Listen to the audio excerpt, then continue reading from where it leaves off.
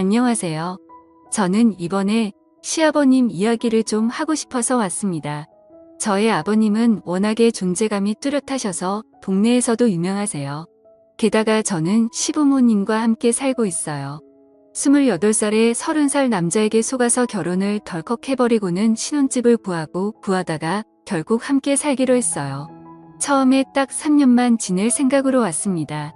그러다가 결혼 후 3년째 되던 해에 시아버님의 우는 모습을 보고서는 조금 더 지내게 되었고요. 사정이 있었어요. 일단 저는 아이가 둘 있습니다. 첫째는 사내아이고 이제 초등학교 3학년이 되었어요.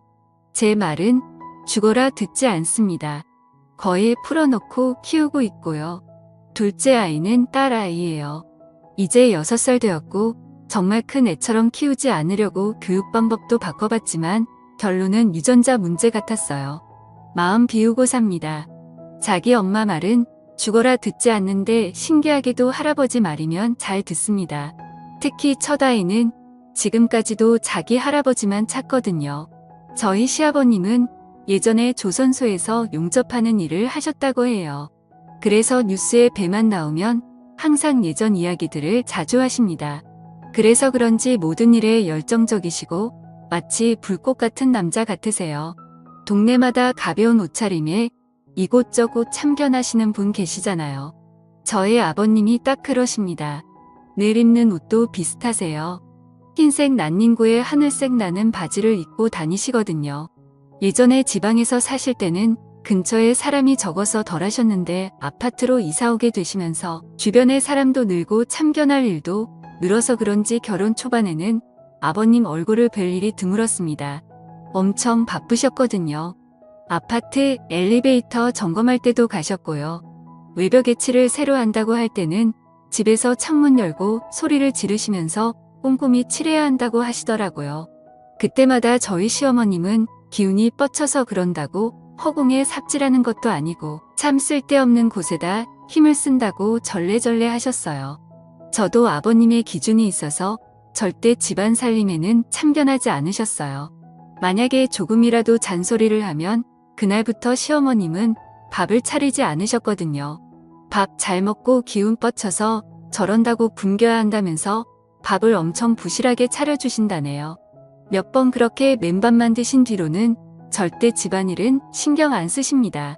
저는 그 당시 직장 생활을 하고 있던 상황이라서 주말 말고는 함께 식사할 시간이 없었고 집에서는 잠만 자던 시기라 그런 일을 듣기만 했었어요.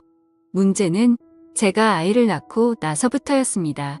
원래는 아이가 나오면 분가를 하려고 준비 중이어서 출산 후에 시댁에 잠시 머물다가 나가려고 했습니다. 그런데 집값 문제도 있고 아이도 많이 어려워서 조금씩 미루다가 집안이 뒤집히는 일이 생기게 되었어요. 그날 이후로 저는 분가 생각을 완전히 접었습니다.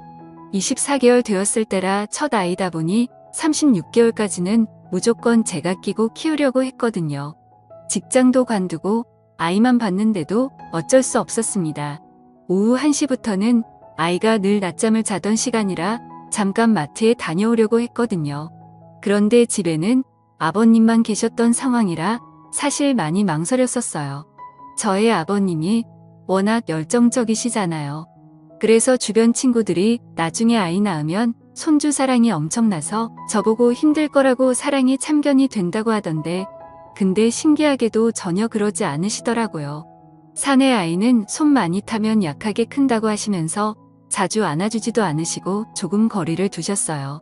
그래도 일단 아이가 깨기 전에 후딱 다녀오자는 생각으로 아버님께 말씀드리고 마트에 갔는데 갑자기 전화가 와서 받아보니 아버님이셨습니다. 빨리 집으로 들어오라고 소리를 치셔서 무슨 일인가 싶었는데 근처에 아이 울음소리가 들리더라고요. 속으로 앞을 쌓고 밀던 카트도 내팽개쳐놓고 집으로 달려갔어요.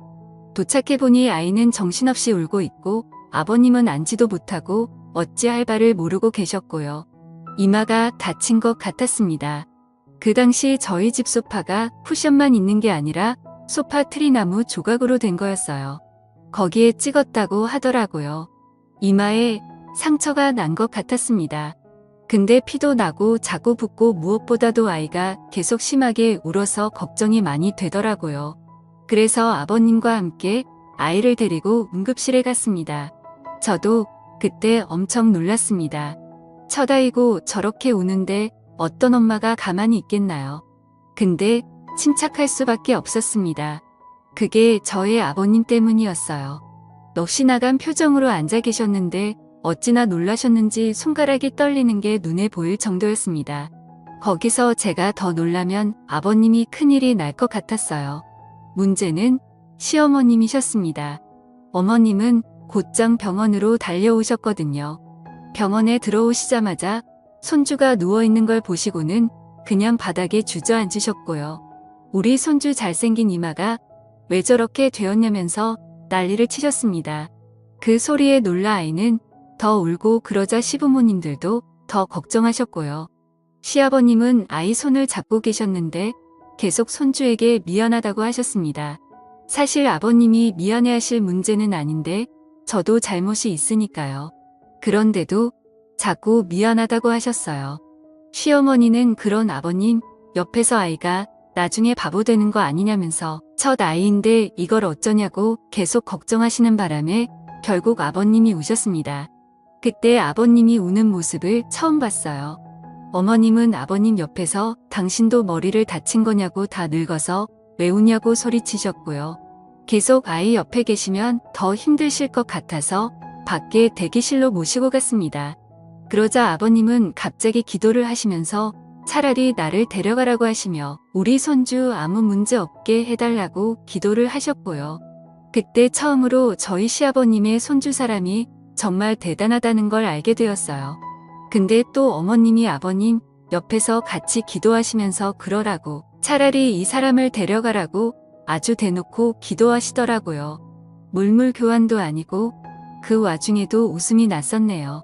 다행히 아이는 아무 문제가 없었습니다. 처음 경험해보는 통증이라 아이가 많이 울 수도 있다고 했고요. 산에 아이 키우다 보면 어디까지는 건 일상이라서 괜찮다고 하더군요. 남편도 도착해서 와 있었고 아이는 점점 진정이 되었는데 저희 아버님은 계속 손을 떨고 계셨습니다. 오시는 내내 그러셨어요. 아버님은 다음날 바로 거실 소파를 다 버리셨습니다. 쿠션만 있는 소파로 바꿔버리셨고요. 집안 구석구석 날카롭거나 모난 곳은 다 스펀지를 붙이셨어요. 그날 이후부터 아버님이 완전히 달라지셨습니다. 정말 손주 사랑이 엄청나신 분이 되셔서는 조금이라도 아이가 이상한 행동을 하면 본인이 걱정하시고요. 제가 그것 때문에 아이에게 지금까지도 공부 잔소리를 못합니다. 공부 때문에 혼을 내면 아이가 아니라 아버님이 옆에서 엄청나게 걱정하시거든요. 게다가 저희 아이는 언어 발달이 좀 느렸어요. 원래 24개월 정도면 말도 따라하고 그런다는데 저희 아이는 36개월이 지나서야 말을 했습니다. 그것 때문에 아버님이 아이 옆에 붙어서 한글 공부도 해주시고 책도 읽어주시고 친엄마도 못하는 것들을 정말 지극정성으로 해주셨습니다. 다만 아이가 처음 말을 하게 되었을 때 저희 어머님에게 할머니가 아니라 할맘 이랬거든요. 아마 할망구 소리를 자주 들어서 그런 것 같았어요. 아버님의 손주 사랑은 동네에서도 유명했습니다. 어딜 나가는 손주와 함께 나가셨고요. 어린이집도 아버님이 직접 데리고 갔다가 마중도 나가셨습니다. 저희 아이가 어린이집에 적응을 잘 못해서 처음에는 엄청 울고 할아버지를 찾았다고 해요. 원래 다 그런 단계를 겪으면서 적응한다고 합니다. 문제는 저희 아버님도 적응을 못하셔서 우는 손주를 외면하고 우는 게 너무 힘드셨다고 해요. 과감하게 등을 돌리고 와야 한다고 말씀을 드려도 손주가 울면 같이 눈시울이 붉어지셨습니다. 그러다 나중에는 접이식 의자를 들고 다니시면서 손주를 보내놓고 어린이집 앞에 앉아 계셨어요. 거기 앉아 계시면 저희 아이가 어린이집에서 놀다가 창밖으로 할아버지가 있나 없나 찾아본다네요. 그때 아버님이 앉아 계신 걸 보면 활짝 웃는데요. 그때 손주가 웃는 걸 한번 보신다고 거기 그렇게 몇 시간을 앉아 계시다가 우셨습니다. 그런 아버님 모습에 분가하는 건 상상도 하지 않게 되었고요. 그래서 저희 아이 어릴 때 찍은 사진들을 보면 늘 옆에는 아버님이 계십니다.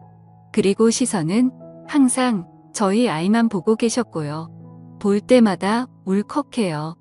저희 아이도 유난히 할아버지를 잘 따랐습니다. 항상 아이 방에서 재우고 나오면 나중에 아침에는 할아버지 옆에서 자고 있더라고요.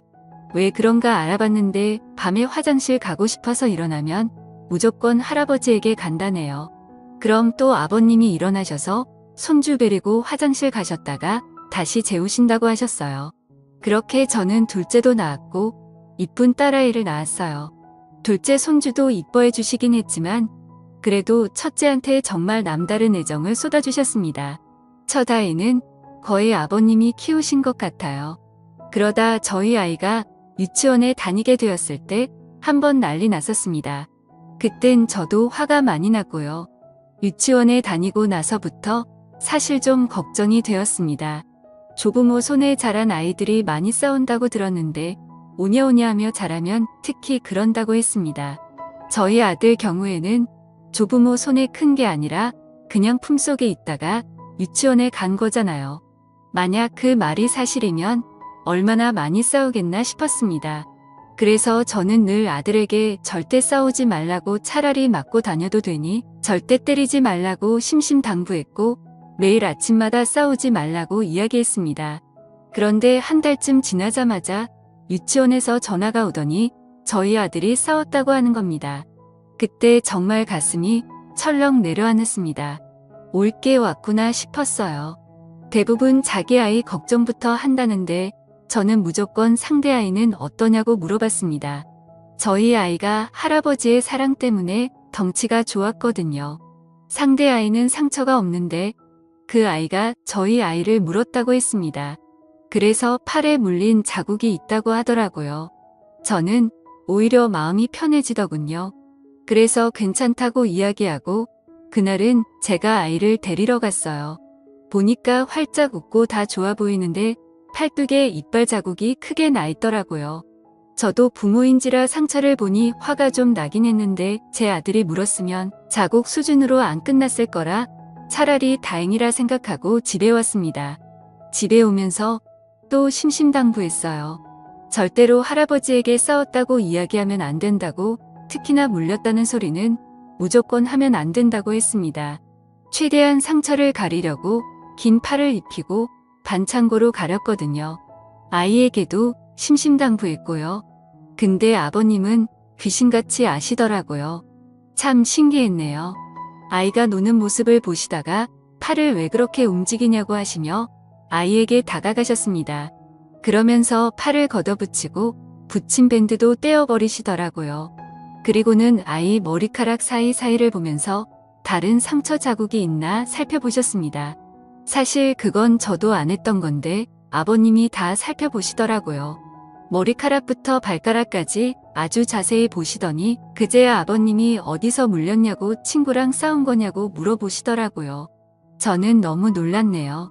아이는 저를 한번 쳐다보다가 할아버지를 보다가 번갈아 가며 쳐다보다가 그냥 방으로 뛰어들어갔고 아버님은 아무렇지도 않게 TV를 보시더라고요. 아버님은 별다른 반응이 없으셔서 오히려 제가 물어봤어요. 크게 물린 것도 아니니 너무 화내지 마시라고 했습니다. 근데 아버님은 괜찮다고 하셨어요. 아이들끼리 싸우건대 어떠냐고, 그리고 원래 지는 쪽이 악에 받쳐서 무는 거고 물린 쪽이 이긴 거라며 웃으시더라고요. 그래서 괜찮다고 하셨습니다. 다음 날은 아버님이 아이를 데리고 유치원에 가셨어요. 그런데 돌아오실 시간인데 늦으시더라고요. 거의 점심시간이 다 돼서 들어오셨어요. 표정이 엄청 어두워 보이셔서 무슨 일이 있었는지 여쭤봤습니다. 어제 그 싸웠다는 애 엄마를 만난다고 하시더라고요. 그래서 늦었다고 하시면서 손주를 유치원에 보내고 혹시나 해서 예전처럼 그 유치원 앞에서 계속 있으셨대요. 아무래도 손주가 물리고 와서 걱정되셨겠죠. 근데 문제는 어떤 엄마가 아이랑 같이 들어오더니 딱 봐도 화가 잔뜩 난 표정이었답니다. 그래서 유치원 가까이 가보니 저희 아이랑 싸웠던 아이의 엄마였던 거예요. 거기서 막 소리를 지르고 난리를 쳐서 아버님이 가서 이야기를 한참 나누셨다고 합니다. 좋게 이야기하고 사과도 하셨다네요. 그래서 사과는 왜 하셨냐고 우리가 사과받아야 정상 아니냐고 여쭤봤는데 약간 미친 여자 같아서 그냥 사과하고 끝났다고 하시더라고요. 서로 자식 교육 잘하기로 했다면서 그렇게 말씀하시고는 방으로 들어가 버리셨습니다. 저는 뭔가 계속 찜찜했어요.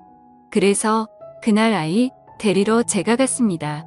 유치원에 가서 제가 그랬어요. 아까 아침에 저희 아버님과 무슨 이야기를 했냐고 물어봤어요. 상대방 엄마가 화가 많이 났다고만 이야기하더라고요. 아니 물린 쪽은 우리 아이인데 어처구니가 없잖아요. 그래서 아니 할 말 있으면 내들 다 있는 유치원에서 그러지 말고 나한테 직접 전화하라고 내가 엄마니까 연락하라고 했어요. 그러면서 제 전화번호를 알려주라고 하고 왔습니다. 그리고 그날 저녁에 정말 제 핸드폰으로 전화가 오더라고요. 근데 웬 남자 목소리가 나더라고요. 저보고는 그 아이 할아버지라고 하시면서 저에게 대뜸 자식 교육 똑바로 하라고 소리를 치는데 어이가 없었습니다. 그래서 일단 참고 듣다가 애 엄마를 바꿔달라고 했어요. 그 여자가 받자마자 누군 아빠 없냐고 하더니 저에게 막사 붙이더군요. 그래서 혹시 시아버님이 무슨 말 실수를 하셨나 싶어서 그날 아버님이 무슨 이야기를 했냐고 물었어요. 근데 사과만 하셨다네요. 나이 많은 사람이 사과하면 그냥 곱게 넘길 줄 알았냐고 그러더라고요. 그때 뚜껑이 열리더라고요. 물린 건 우리 아이인데 딱 봐도 아버님이 잘 넘기려고 사과하신 건데 그때 내가 있었으면 어림도 없었다고 했습니다. 한번 상처난 곳 사진 찍고 일 키워볼까요? 라고 소리를 질렀습니다. 그러자 다시 남자 목소리가 나더니 저보고 말 가려서 하라고 또 막 소리를 치는 겁니다. 자꾸 저에게 나이가 어쩌고 하면서 뭐라고 훈계를 하길래 누군 아버지 없습니까? 우리 아버님은 조선소에서 용접하던 상남자인데 바로 바꿔드렸죠. 근데 그때 제가 참았어야 했어요. 일이 걷잡을 수 없게 커졌거든요. 아버님은 전화를 받자마자 거의 전화기를 씹어드실 정도로 소리를 지르셨어요. 그러다가 대뜸 그럽시다. 만나서 이야기하자고 하더니 전화를 끊으시더라고요. 속으로 와 진짜 큰일이 났구나 싶었네요. 그러면서 나가려고 준비하시는데 대부분 밖에 나갈 때 외투를 입잖아요. 근데 저희 아버님은 정반대십니다. 위에 티셔츠를 벗으시더니 난닝구만 입고 나가시더라고요. 참고로 4월이었어요. 가서 확 물어버린다고 하시면서 나가시더라고요. 저도 너무 걱정돼서 무작정 그냥 따라 나갔어요. 유치원 건물 앞에서 만나기로 하신 것 같더라고요.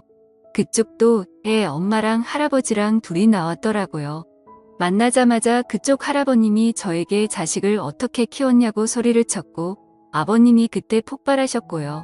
우리 손주가 뭘 어떻게 컸는데 그러냐고. 사실 저희 첫째는 아버님이 거의 키우다시피 하셨잖아요. 엄청 화가 날 만도 하셨죠. 물린 건 우리 손주인데 우리한테 뭐라고 하냐면서 따지자 상대의 엄마가 자기 아이가 겁이 나서 물었다고 제 아들이 덩치가 커서 다른 아이들에게 겁을 준다고 하더라고요. 그날도 제 아들이 싸운 게 아니라 다른 애들 싸움을 말렸다고 해요. 제가 늘 싸우지 말라고 싸움은 안 좋은 거라고 귀에 못이 박이도록 이야기를 해서 본인만 안 싸우면 될 것을 다른 애들이 싸우는 것도 말리려고 했나 보더라고요. 덩치 좋은 애가 나서서 하지 말라고 하니 제 아이 팔을 물어버린 거고요. 그렇게 어르신 두 분이 서로 소리를 지르고 있는데 갑자기 그쪽의 엄마가 저희 아버님에게 왜 했던 말을 계속 하냐고 물린 이야기를 몇 번째 하냐면서 물린 게 중요한 게 아니라 겁을 느꼈다니까요. 하며 할아버지 치매예요. 이러는 겁니다. 근데 또 저희 아버님은 그 소리에 갑자기 위축되시는 것 같았고요. 순간 제가 눈이 확 돌아버렸어요. 지금 뭐라 했냐고 정신이 나갔냐? 이 지금 뭐라 했냐고 소리를 질렀어요. 그러자 그쪽의 엄마가 두 사람 다 치매냐고 하며 했던 말 반복하게 하는 재주가 있냐고 하더라고요. 제가 비록 저희 아들에게 싸움은 나쁘다고 했지만 살다 보면 싸워야 할 순간이 있더라고요. 그의 엄마를 확 밀치며 빨리 사과하라고 했어요. 사과 안 하면 가만 안 둔다고 걸어서 집에 못 가게 만든다고 소리를 질려버렸고요. 그 엄마 어깨를 잡고 사과하라고 소리를 쳤는데 제 팔을 물더라고요. 이게 제가 물려보니까 진짜 얄팠더라고요. 우리 아들은 어떻게 참았나 몰라요. 곧바로 머리채 잡고 난리가 났습니다. 그러자 양쪽 아버님들은 말리느라 정신이 없었고요. 그러다가 경찰차도 타보게 되었습니다. 잡혀간 건 며느리들인데 경찰서에서는 아버님들끼리 또 난리가 났어요. 나중에 양쪽 남편들이 도착해서 서로 사과하고 잘 마무리돼서 집에 왔습니다. 저희 아들은 할머니랑 TV를 보고 있더라고요. 머리가 산발이 돼서 들어온 제 모습을 보고 놀라서 저보고 싸웠냐고, 엄마는 왜 싸웠냐고 묻더군요. 그날부터 교육 방식을 좀 바꾸기로 했습니다. 싸워야 할 땐 싸우라고 했습니다. 대신 물지는 말라고, 그건 짐승들이나 하는 짓이라고 했어요. 그날 이후로 저는 유치원에 잘 안 갔고요. 아버님이 데려다주고 데려오고 해주셨습니다. 솔직히 제가 그의 엄마를 만나면 못 참을 것 같았거든요. 아버님은 그날 저에게 정말 잘했다고, 내가 속이 다 후련하다고 하셨습니다. 근데 그때 정말 엄청나게 화가 많이 났었습니다. 지금 와서 생각해도 신기해요. 그렇게 시부모님과 함께 지낸 지도 10년이 넘었네요. 저의 큰애가 이제 초등학교 3학년이 되었으니까요. 아버님의 손주 사랑은 여전하십니다. 늘 아이가 학교에서 오면 이마에 뽀뽀를 해주세요. 예전부터 지금까지도 다른 곳이 아닌 이마에 하십니다. 그때 생긴 상처가 거기에 있거든요. 그 상처에 뽀뽀를 해주시면서 늘 가슴 아파하십니다. 엄청 작은 상처인데 그게 눈에 밟히셨나 봐요. 제 아이도 할아버지에게 오면 이마를 갖다 댑니다. 제가 직접 낳은 자식인데도 가끔은 싫을 때도 있고 미울 때도 있는데 어쩜 저렇게 한결같이 손주를 이뻐해 주시는지 가끔은 제 아들이 부러워기도 해요. 제가 이 글을 쓰게 된 이유가 옷장 정리하다가 생각나서 썼거든요. 아버님 옷장을 보니 외투가 많아졌더라고요. 그래서 마음이 좀 무겁네요.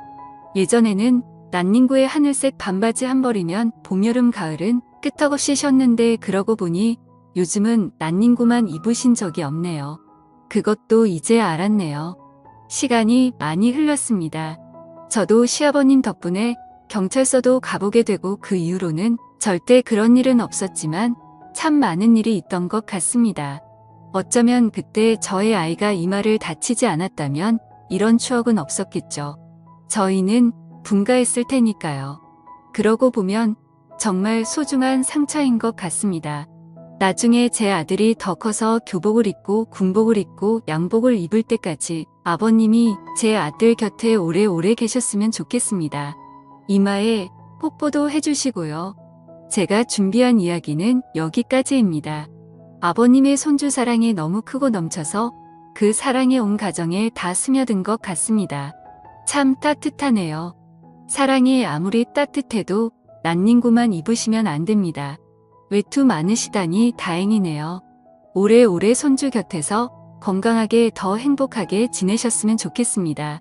감사합니다.